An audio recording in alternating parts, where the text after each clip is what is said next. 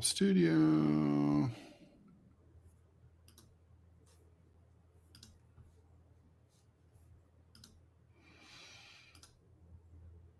Okay, I think we're live now.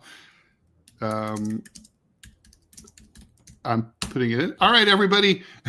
If you are... Yeah. That's right. Okay, all right. I recognize my sweatshirt.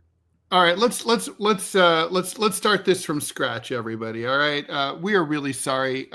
This is, by the way, why we need our producer Robbie West back. Exactly. Because they threw me out of engineering school for a variety of reasons, and this is one of them. Okay, I'm not qualified to run the board. So I don't know what happened. Yesterday there was a glitch, and I think this was a residual glitch, but I'm not going to get into all that crap. Anyway, you're watching DeProgram with Ted Rall and John Kiriakou. We basically talked to ourselves for the last 7 minutes. It's instructive to me, by the way, that you guys didn't seem to care, and we're having a great conversation with each other in the live chat for 7 minutes, and that's great. We've created a community. We love you guys. We are here Monday through Friday, 9 a.m. We're going to go very quickly through it. We are talking about the report that says that the Venezuelans that we've sent to El Salvador have been tortured, including sexual abuse, including sodomy and forced oral rape. The French withdrawal from Mali and Burkina Faso has led to a power vacuum being filled by an affiliate of al-Qaeda called JNIM. Epstein filed his charge. Petition is now at 218. So we are looking at a showdown in the House of Representatives over the Epstein files. And finally, the Department of Justice is investigating sort of a Turning Point USA appearance at UC Berkeley that kind of didn't go as well as one might have hoped. Okay, I think now, let's see, is anyone saying in the live chat whether we're actually here? It looks like we're here because I'm wearing today's sweater. Okay, that's good. Let's see what people see. Okay, yes is it. Okay, people said they thought they were going mad for a minute. Okay, we are hopefully fixed. Someone saying that it's a little bit glitchy. I don't know what to say about that. But all right, John, nobody heard anything we had to say. Just by the way, the 7 minutes that you guys missed were absolutely brilliant. And you'll never get that time back. So John, you were saying about the Venezuelans. Let's go back to the Venezuelans. And if you can repeat what you were saying. So the Venezuelans that we deported and sent to the mega prison in El Salvador, we were talking about that. This is clearly a crime against humanity. We even have a law in this country called the Federal Prison Rape Prevention Act, which is supposed to protect prisoners from this kind of assault. But the government here just doesn't care what happens to people like this. They're just, deportees, as Woody Guthrie once sang. So I don't think anything is going to come of this, certainly. It's good that it's out there. It's awful that people are being raped and sodomized in a prison they were put in by the United States. There's no recourse. It's just, it's horrible. Then you mentioned that it's a violation of the Geneva Convention. It most definitely is a violation of the Geneva Convention, but I think the administration would argue that to be protected by the Geneva Convention, you have to be a lawful combatant. Right. This is the argument that goes back to, of course, your period of the agency during the global war on terror, where this new term enemy combatant was coined by the Bush administration and by the late non-lamented Dick Cheney. To basically deny people their rights. And there's no such term under the law, U.S. or international law. But now, that's the thing. It's like that's the thing with politics, right? You do something to cut a corner one time, and that's it. It becomes a precedent that will be used forever. That's it. And then there's nothing that the next guy can do to stop it. And I wanted to bring up something else. This was a story broken by the Washington Post this morning on the front page, saying that beginning in 2004 and ending in 2024, the CIA dropped billions and billions of poppy seeds on the poppy farms of Afghanistan because these seeds the CIA developed to be less potent than regular poppy seeds, and they would presumably make the heroin less potent and ruin the Afghan heroin crop. Now I have several issues here. Wow. First of all, this was a program. This is confirmed by 14 former CIA officers. This is biological warfare. Biological warfare. They used British planes, so they were working with the British. But this was an operation carried out by a little-known agency entity called the Crime and Narcotics Center. That was a graveyard for dum-dums who couldn't cut it anywhere else in the agency. Oh boy. And they used to brag, drugs and thugs, drugs and thugs. Now, you sound stupid when you say that. Stop saying drugs. I used to work for this guy. Anyway, drugs and thugs, man. It's like, well, then why don't you just join DEA if you want to do drugs and thugs? They're the ones with the money and the operational approval. Anyway, but at the same time, it was the CIA that was protecting the poppy fields. Remember what that poppy farmer told me? That the CIA told him he could grow as much poppy as he wanted so long as he told the Americans where the Arabs were hiding. So it's another one of those situations where you've got the CIA operations directorate literally at war with the CIA's intelligence directorate. And then the conclusion of this epic, groundbreaking piece is that the seeds didn't work anyway. Nothing happened. That's always the case with a lot of these kind of schemes, right? But it could have really fucked things up in other ways, right? I mean, the law of unintended consequences, there could have been other crops that would have failed as a result. The last thing that the Afghans need is anything that fucks with agriculture. I mean, it's a very agrarian society. Their economy is highly dependent upon it. And I don't understand. I mean, the United States always has to relearn every lesson. We learned how to no force has been more effective at curtailing a poppy production in Afghanistan than the Taliban. The Taliban banned it very effectively back in 1999 and 2000. And the U.S. had this weird program where we paid some of the Taliban officials' salaries in order to, as a bribe to the Taliban 1.0 government to basically proceed with this. And the farmers were compensated and paid to grow other stuff. And it worked, right? I mean, opium production fell off a cliff. There was zero opium produced in Afghanistan in 2000. It's amazing. I mean, like it's instant. Well, I mean, when you're threatened with death, it tends to get your full attention. And so it's kind of like, I mean, and it came back just as fast, right? Like in 2001, it was amazing to me, right? The U.S., the bomb started falling, I believe it was October 4th, 2001. And I arrived in Afghanistan November 15th. There was already, I don't even know how this is possible, but there was already opium paste turning up in bazaars by December 4th. And I remember even just thinking like, wow, that'd be a lot of opium paste. The purest, even my biggest druggy friends would drop dead if they even looked at that shit. It's so potent. And the porn started showing up in the bazaar, like on November. Yeah. We talked yesterday about, in the Bollywood influence.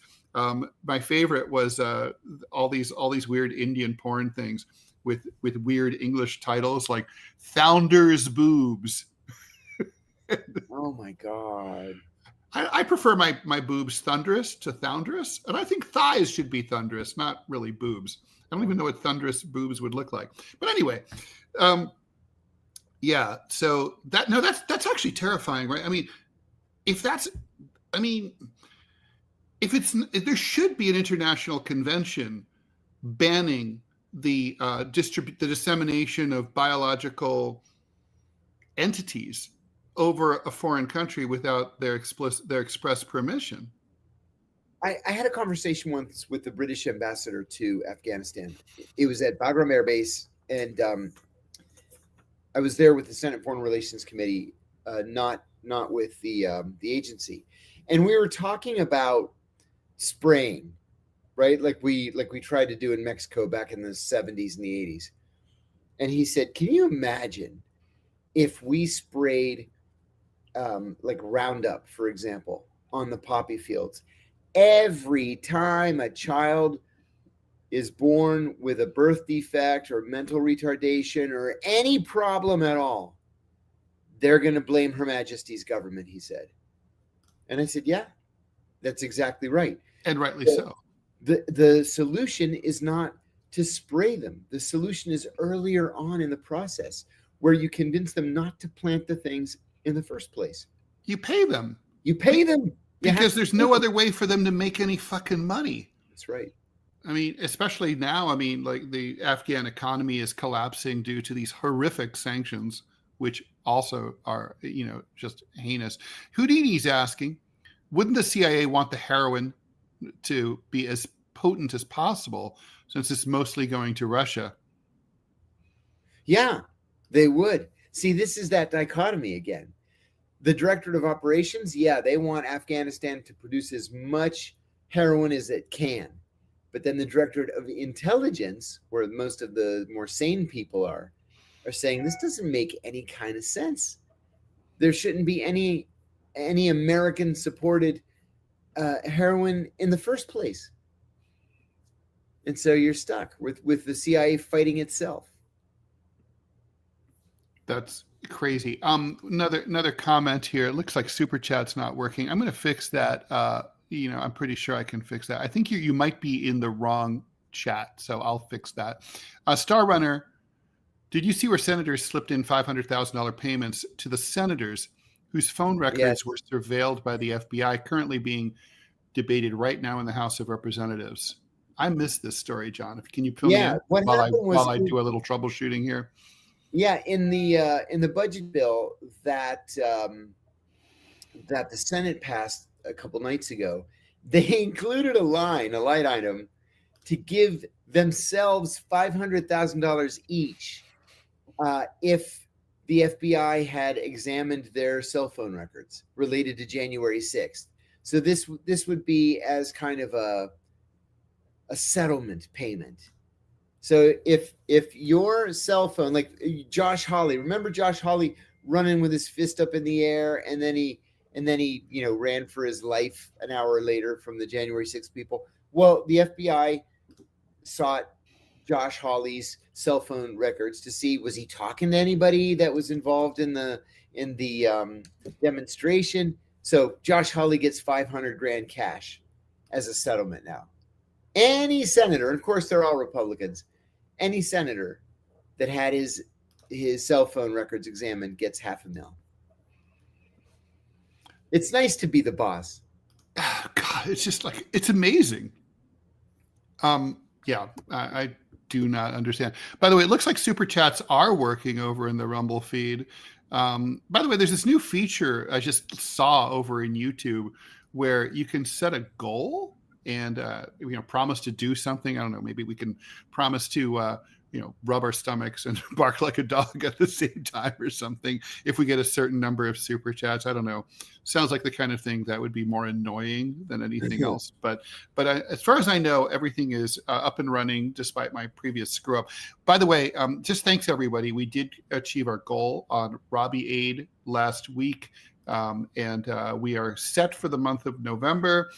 But if you are so moved, you can donate to Robbie anyway, just as a tip. He's at givesendgo.com/West Glacier Gaming. That's givesendgo.com/West Glacier Gaming. And we also have some ads, John. Should I go ahead and read one? I think I will. Great. Go ahead. I will go ahead and read one. Okay.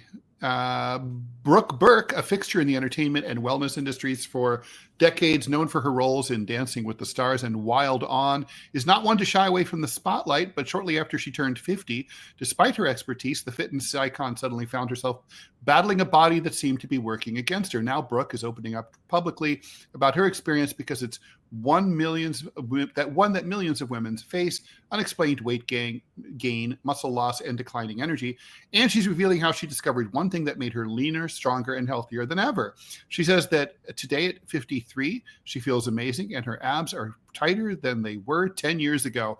What changed for her was she began biohacking and discovered that she needed more protein, but not just any protein, one specific protein, which was a total game changer. And when she found it, she says it was like uncovering a secret weapon for weight management and muscle gain. Everything changed. I'm leaner and stronger than I've been in my whole life. She's sharing this with the world, to both women and men, so everyone can learn about this revolutionary protein. Click the link in the chat or scan the QR code on the screen to watch. All right, back to our regularly scheduled program here. We are all right. So should we talk about? We should talk about Epstein, right? I mean, yeah, we got to talk about Epstein.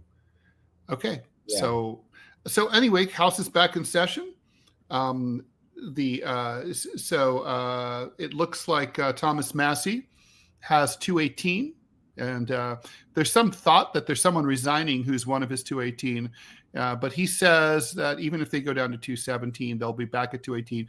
Discharge petition will happen. There should be a battle on the floor of the House.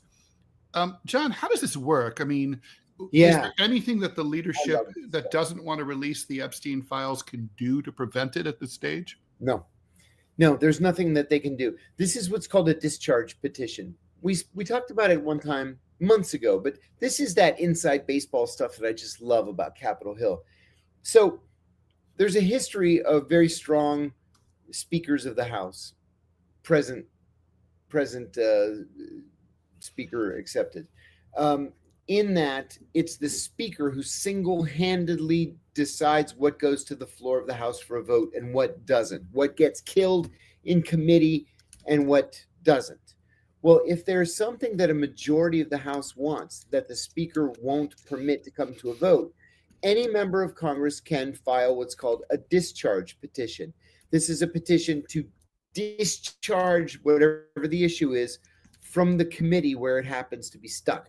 Usually that's the Rules Committee. Usually something will get out of, whatever committee it's assigned to, goes to the Rules Committee, which decides whether it is legal and then whether it should go to the floor for a House, but of course only with the signature of the speaker.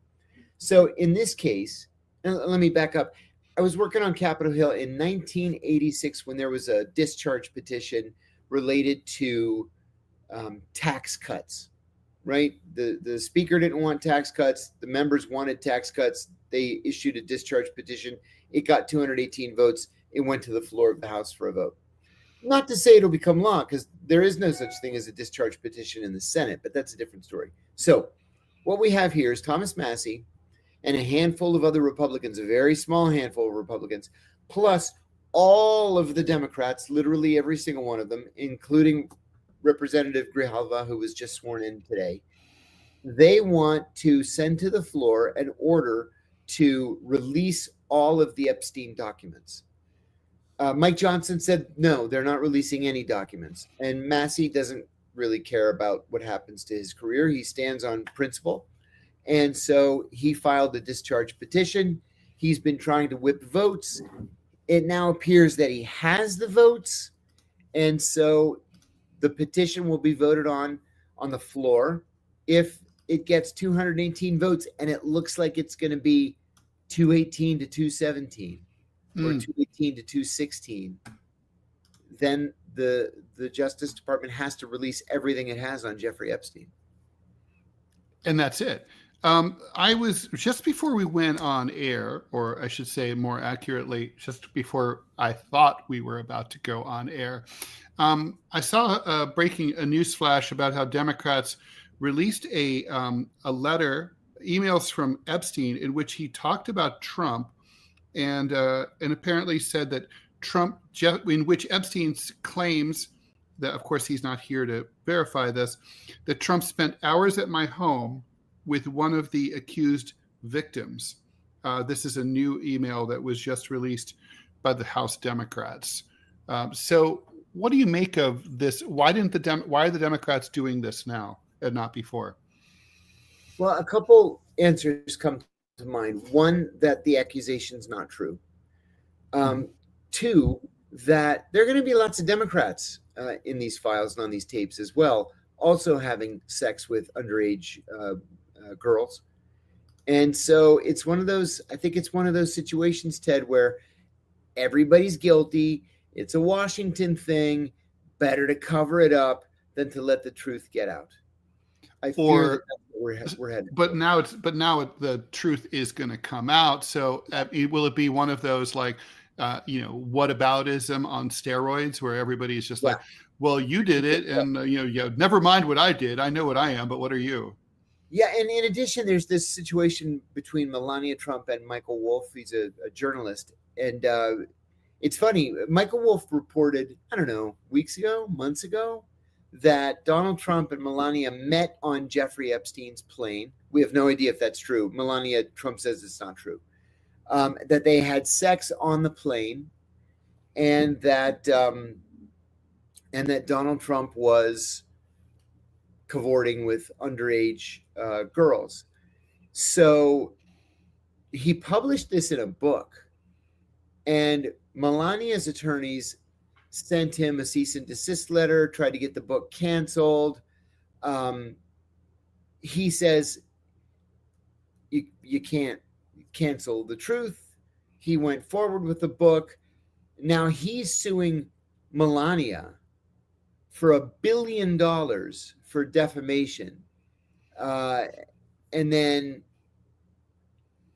we're waiting for the other shoe to drop. We're waiting for the suit from Melania against Wolff. God. Yeah, it's like, it's holy hideous. Shit. That's the perfect word for it. I will say she's very litigious. You remember during the first administration, there was a reporter, and I don't remember who it was, who said that she was a very high-priced prostitute, and that's how he met her. He had actually purchased her services. Yeah. She said that wasn't true. She sued and she won.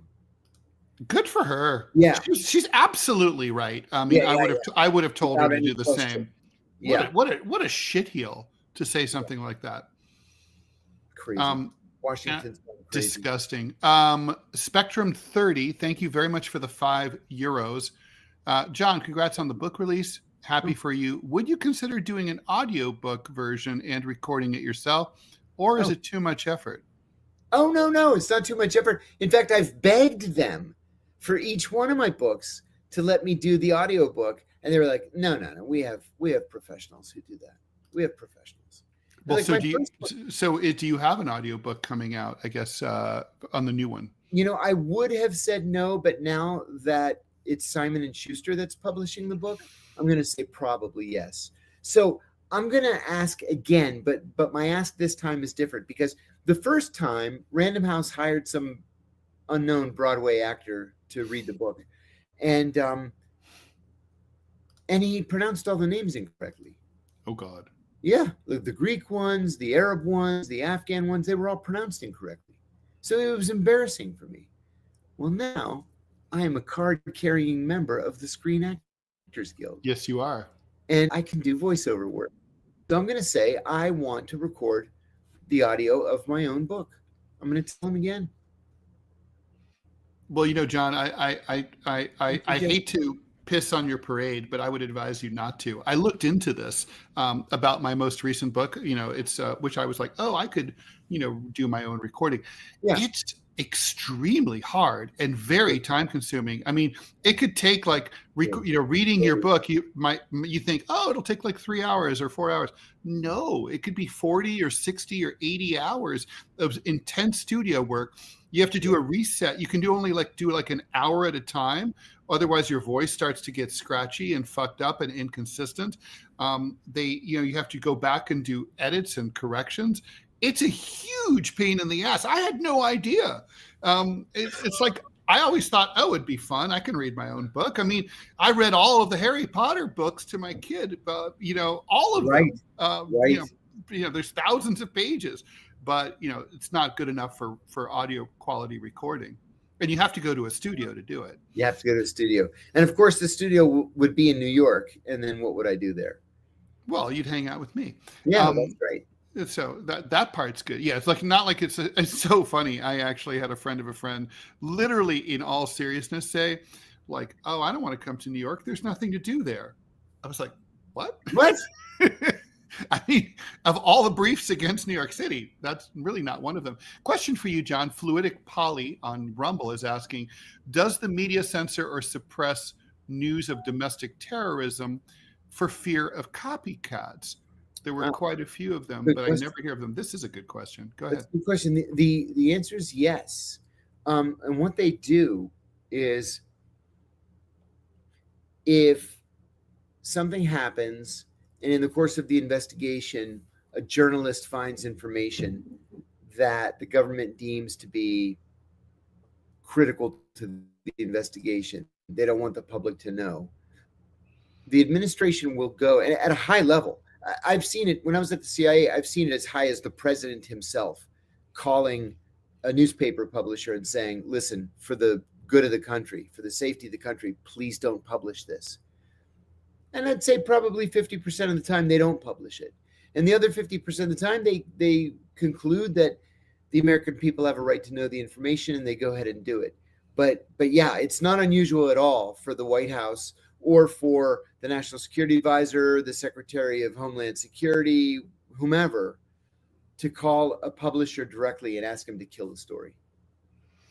Well, the feed is full of people still requesting you to do your audiobook. So although people always request, and then like, you guys, if John does this and puts himself through the hell that would be involved, you guys had better fucking buy it. Okay. Peruse one, a quick feedback. Thanks for the Pete Seeger episode of the podcast, John. Oh, thank you. Really powerful. What do we think about Bob Dylan and his music? Did you see A Complete Unknown? I did, and it made me love Pete even more than I already loved him. First of all, thank you. What we're talking about here is I have a third podcast called Dead Drop with John Kiriakou, What Makes a Spy Tick. And we do these little mini episodes too. We release an hour-long episode every 2 weeks, and then we release on the alternate 2-week schedule a mini episode that's between 12 and 15 minutes. This one is about Pete Seeger, the folk singer and activist, and how important he was to me. Hey, I'm going to blow my own horn too. Apple Podcasts sent me an email 2 or 3 days ago saying that this podcast is in the top 5% of all podcasts worldwide. This podcast? No, my podcast. Oh, congrats. Thank you. So anyway, I did see A Complete Unknown. I saw it on a plane, and my sister-in-law had raved about it. So I thought, okay, I've got to check it out. I didn't realize it was going to be as much Pete Seeger as it was Timothy Chalamet as Bob Dylan. I've always loved Bob Dylan. I've always loved Bob Dylan's music. I'll say that. And I've seen him in concert 3 times. He's absolutely dreadful in concert. Absolutely, really awful. Don't waste your time or your money. On purpose, he'll play songs nobody's ever heard of, on purpose. And then as the encore, he'll do one of his classic ones from the 60s. And that's it. That's all you get. Take it or leave it. When the first time I went, he was with Willie Nelson and John Mellencamp, and people walked out. Whoa. Yeah. They were rocking Mellencamp. And Willie was fun. So do you think he's just inconsistent? I mean, I've never seen Dylan in concert. But No, I mean, I like think Elvis he Costello doesn't is feel that incredibly shit. inconsistent. I mean, he's either brilliant or horrific. Last time I saw him, he sucked ass. I saw Crosby, Stills, and Nash 3 times too, and sometimes they're great and sometimes they're embarrassing. I saw them once when David Crosby was so fat that he couldn't bend over to pick up his guitar. A roadie had to come on stage and place the guitar around his neck, the strap around his neck. That's how fat he was. Speaking of since we're going to talk about obesity, did you hear that the Trump administration is banning fat people from visiting the United States as tourists? Yes. So I don't, first of all, the part that I find like really sad is all the fat people from around the world who wanted to go to the country with the fattest people so that they could feel comfortable now can't come home. Yeah. I mean, It's a serious thing. also, has Donald Trump, does he own a mirror? I know, right? This is a serious thing. He doesn't want any fat people to come to the United States. And It's so like, he's visit ordering, Ohio or Michigan, dude. seriously, he's ordering State Department consular officers to deny visa applications if the person applying for the visa appears to be fat. So there will be literally no Saudi royal family members permitted to come to the United States. Crazy. Well, that's a good point. By the way, I was kind of silent on the Dhillon thing because he never really spoke to me. I mean, like it's one of, there's certain things that musically, I love music that I absolutely want to love. Bob Dylan's just not one of them. I always feel like that says something more about me than it does about him. Like, maybe I'm not sophisticated enough or intelligent enough. Like, I'm not really into jazz for that reason. And it's like, I'm like, maybe I'm like not smart enough or whatever to get jazz. That's how I feel about Bruce Springsteen. Man, every one of my friends has practically gotten on his knees and worshiped the ground that Bruce Springsteen was. Me too. Walking. And I've never gotten it. By the way, there's that whole thing with Springsteen right now about the recording of the Nebraska album. I don't know how you felt about this, but I always thought, he left me cold, and I always thought the bombast was like ridiculous, and I just didn't appeal. Nebraska was the first album where I was literally like, oh, this is pretty good, and and now I'm reading that apparently all of Springsteen's fans like, what the fuck is this? Hate it. Yeah, and I wonder if Midwesterners were kind of like, oh, here's one for us finally. I think it's funny that you say that because I had the same experience with him when he came out with a series of recordings called the Seeger Sessions, in which he performed Pete Seeger music. And then I was like, oh, okay, this I could listen to. And people were like, music from the 50s? No. I love music from the 50s. So do I, especially when it's like, leftist anthems or songs commemorating the Spanish Civil War, or I love that stuff. It's like a history lesson in a song. By the way, John, we have to do some Rumble premiums, and I don't know, you never responded in the chat, but we got to do one about music. We got to do one about movies. We're going to be doing that in the next week or so. So another reminder: if you subscribe to Rumble Premium, you get for $5 for $10 a month. You can watch all Rumble Premium content. For $5 a month, you could just watch ours. So up to you what you want to do, but highly recommended to do that. Yeah, I'm with Phil Chats. I could never handle Dylan's nasal twang. That's exactly it. Well, there's kind of a famous story, and it was hinted at in the movie, but they didn't really get into it. There's a famous story that when Dylan first arrived in New York from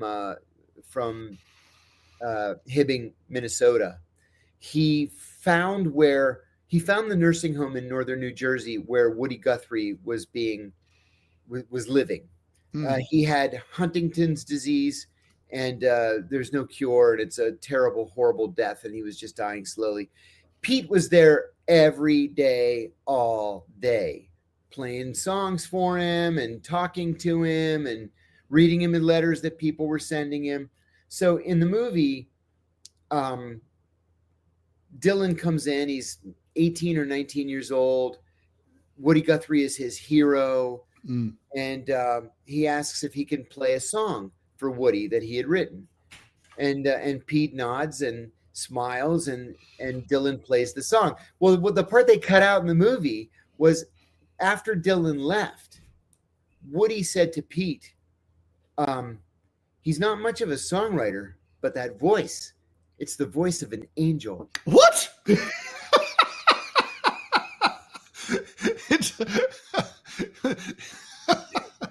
That's awesome. Do you think he was great? I love that story. That's so great.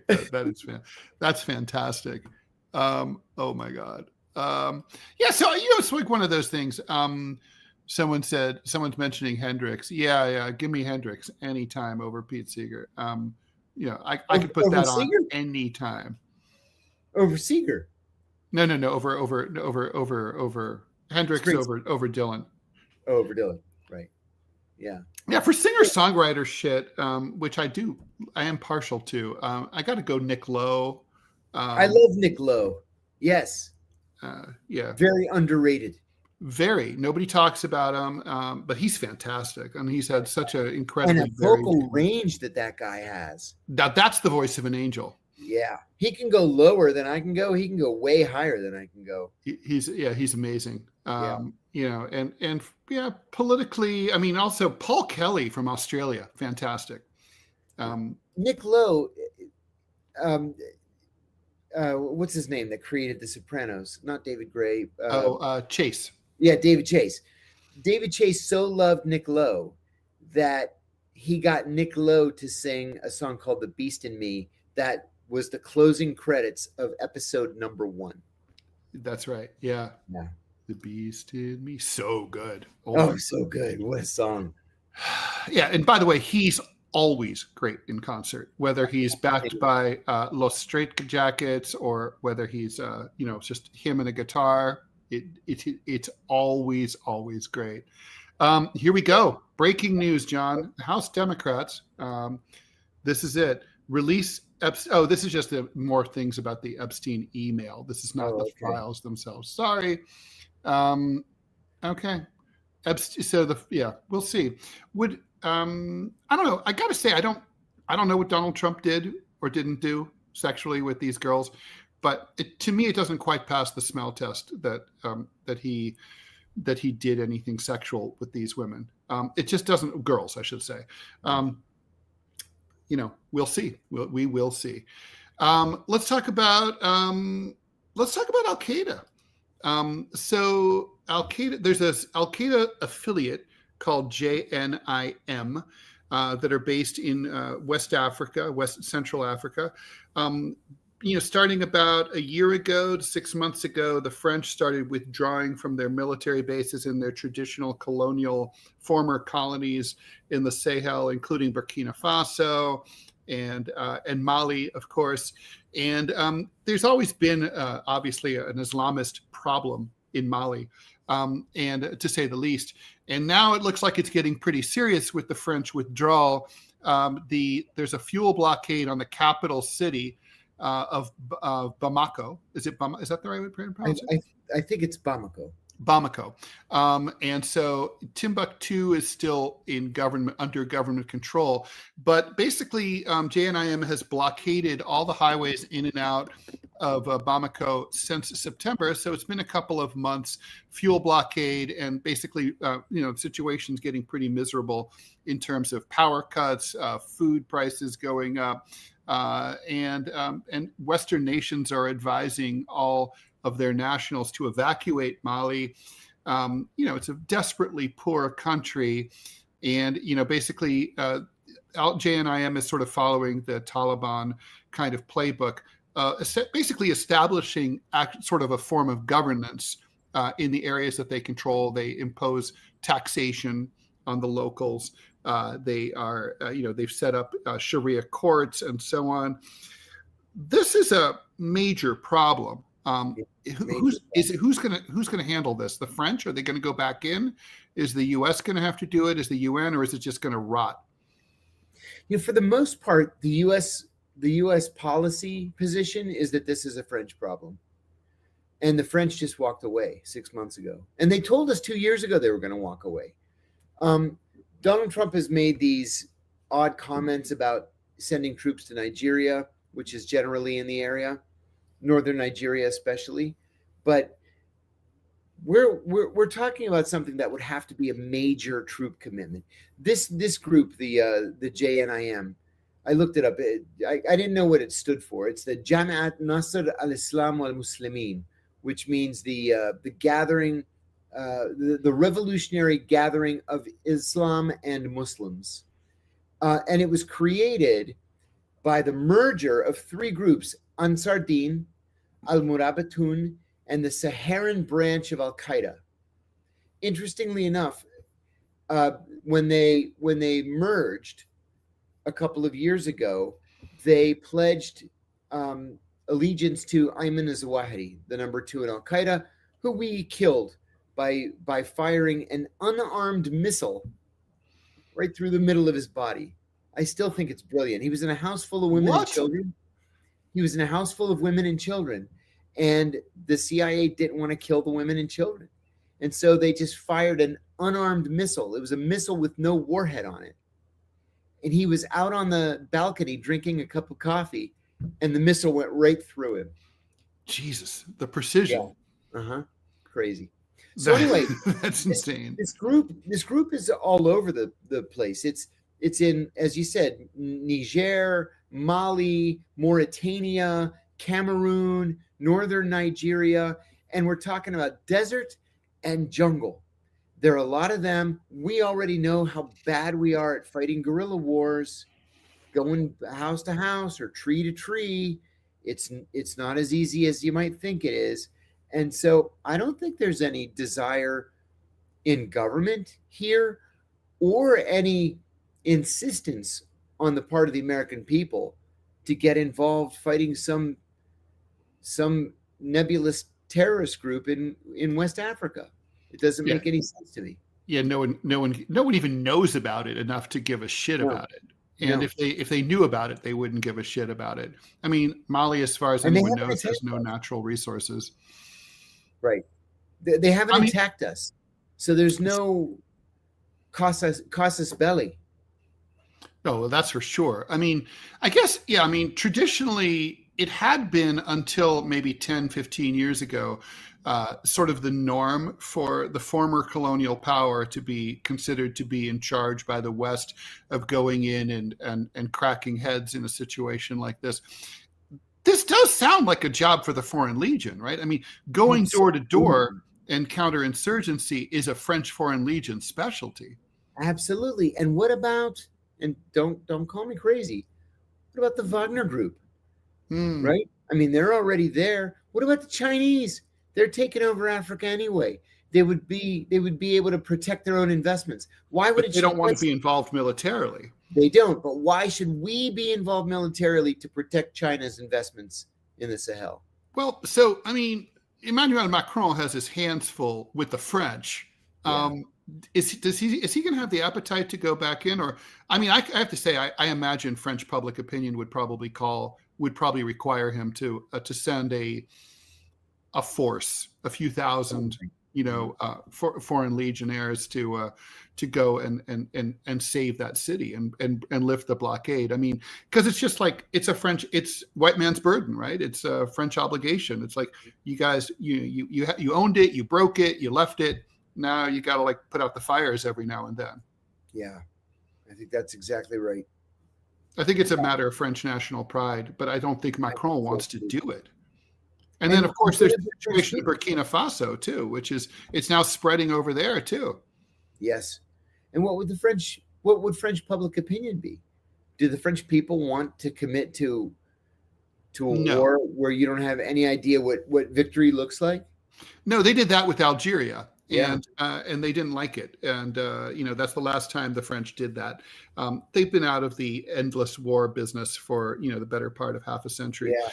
The French, people forget this, but the Rwandan genocide ended in large part because of French Foreign Legionnaires, being sent in at the end to crack heads along with the Belgians. Right. I think that's the French public opinion view is like, go in, limited force, go in and get out. And the thing is that the French government has going for them is they have done this before. They don't suffer from mission creep as much as we do. Yeah, I think that's right. They don't. And this is one of the situations, Ted, where we're still so early in the process, we can just say, no, we're not interested in this one. Thanks for the $9.99, Morrow M over on YouTube in the super chat. Love the show, guys. John, I know you were on Julian Dory the other day. Please tell me you go in on Andrew Bustamante. Just between us and this little closed meeting we're having right here. I'm careful with Julian because Julian and Andrew Bustamante are very, very close friends. So I keep most of my criticisms to myself. When I do criticize, it's constructive. But the truth is that Andrew Bustamante is living a lie. And if Julian were to ask me my opinion, I would give him an honest opinion. I think he's living a lie. He was never a case officer. He never did these operations. He's just making it up. And, other people have told me that Andrew tells other people's stories and claims them as his own, which also bothers me very much. Stolen valor, kind of. Yeah. I think a lot of it, the psychology of it is people figure the CIA is secret. No one can verify or invalidate what you said. And exactly. It reminds me of the 2 cups of tea guy in Afghanistan who turned out to be a fraud. Right, and it's kind of like, nobody knows what, it's like, well, I was in rural, remote Afghanistan where there's no phones. So, who fucking knows what I was up to? Doggone it. Pierce Morgan wants me to go on at 1:00. I don't think I can do that. Let me tell you something else too. My sister, 1:00. Yeah, actually, I can't. My sister and her husband and 2 friends of theirs are opening a laundromat in Manchester, New Hampshire.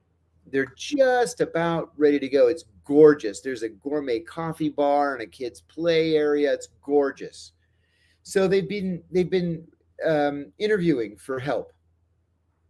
And for example, a few days ago, they had 8 interviews scheduled over 8 hours. 5 of the people never bothered to show up, never bothered to call.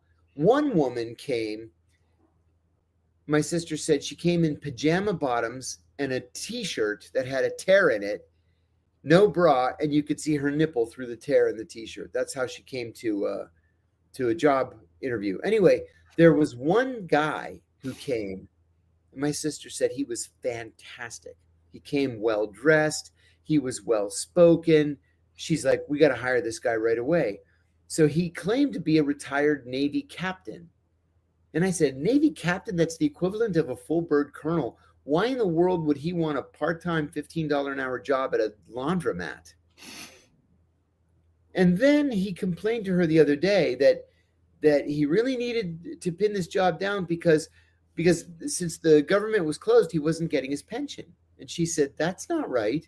My husband's retired military, and the military are exempt from the government shutdowns. They continue to get their pension checks.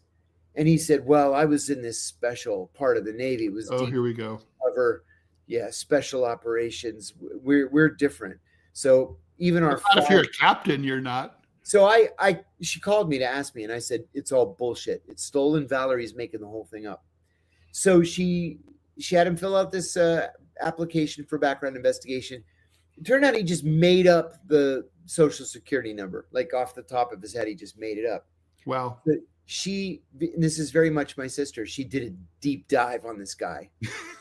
And she found out that he has 3 felony warrants open, federal warrants in Alaska, all for gun crimes. He's on the run. So she called the FBI. They were like, yeah, we don't care. She called the local police. They didn't give a shit. So I said, you know what? I know a guy from Homeland Security, and he's a real ass kicker. He's kind of a fan of mine. So I put them in touch, and he's like, oh, we'll scoop him up. We'll scoop him up, and we'll send him right back to Alaska. He's looking at another 15 or 20 years with these 3 open warrants. Oh, man. So I almost feel sorry for him. Almost. Yeah. John, we have a question. Yeah. Phil, quick, this might be our last question for today. Phil Chats is asking, is this the first time we're hearing about this group, JNIM? Seems like a new terror organization, daily, hard to keep up. It's the first time I'd heard of them. I hadn't heard of this group until I was forced to look it up when this news broke. But we should take it seriously because it's got arms. And so long as they're sweeping into villages and just shooting everybody or going into schools and kidnapping all the children, which they do, we should keep an eye on it. Not to say we should commit troops to it. I don't believe that we should. They have not attacked us. So no, this is, I don't, yeah, I think this is French business. It's not American business, but I do think, I mean, you know, look, Mali deserves better. It is, I mean, it was a cradle of civilization, and then it, you know, look at it now, and it's fucking sad, and life is hard enough there without these kind of shitheels running around, you know, making people's lives even more miserable. Very quickly, Turning Point USA, they had a protest in, they had an appearance at Berkeley. Justice Department is investigating UC Berkeley. Obviously, it looks to me like they're just, you know, as usual, like riding hard on, you know, trying to own the libs. That's what this seems like. I mean, Turning Point USA founder gets killed, flags at half-mast. I mean, is this really federal government business? No, it's not. It's not at all federal government business. I don't even know why we're doing it. But, you know, it's just politics. Yeah, Donald Trump understands how to shore up his base and to do it at no cost to himself. And so there it is. Yeah. All right. Well, thanks, John, for being here as always. Looking forward to talking to you again tomorrow. We're here Monday through Friday. We will be back at 9 o'clock tomorrow morning. Live, really, truly live, unlike this morning when I hit the wrong button. My apologies for that. We will have Robbie back next week. Please stay tuned to the TMI show with me, Ted Rall, and Manila Chan coming right up. If you're in the Rumble feed, you'll be spirited away, just like in a Miyazaki movie. And we will see you tomorrow. And thanks, and bye-bye. Bye, John. Bye-bye.